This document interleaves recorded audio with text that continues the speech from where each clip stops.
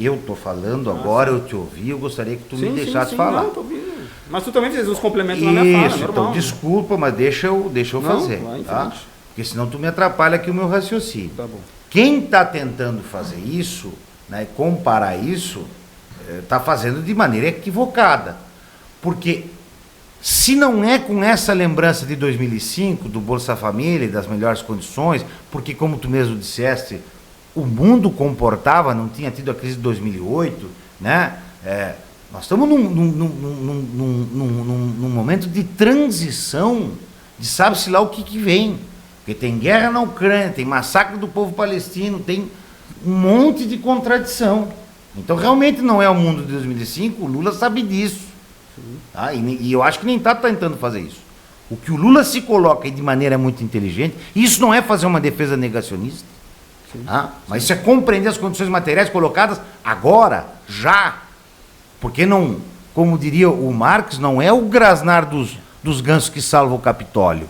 Não adianta a gente gritar à torta e à direita que a gente gostaria que fosse, que isso não salva ninguém. Mas a gente precisa fazer a crítica. O que o Lula... Pode fazer à vontade. Senão ficar no colo da extrema-direita. Mas eu acho que a tua crítica é uma crítica equivocada. Me desculpa, eu estou te fazendo uma crítica, entendeu?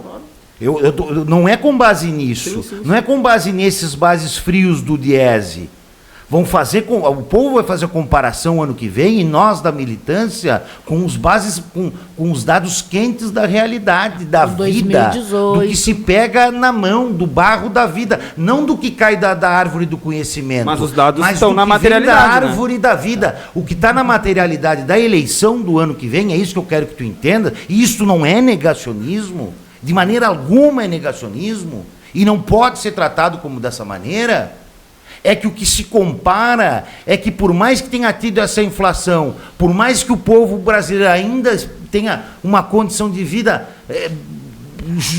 terrível, não é bastante a melhorar, ainda é uma porcaria, vamos ser sinceros, as condições de elevar, muito por erro do governo, eu já fiz a crítica aqui, né, do pacote fiscal do Haddad. Tem as privatizações, que eu acho que a gente não vai conseguir entrar. Que é um problema político, sim, que é um problema político do governo, né, de não enfrentar, de não dar um giro, de não recolocar novas bases, mas a comparação não é essa. A comparação é com um dado concreto da realidade. É o quê? É com o povo que estava na fila do osso.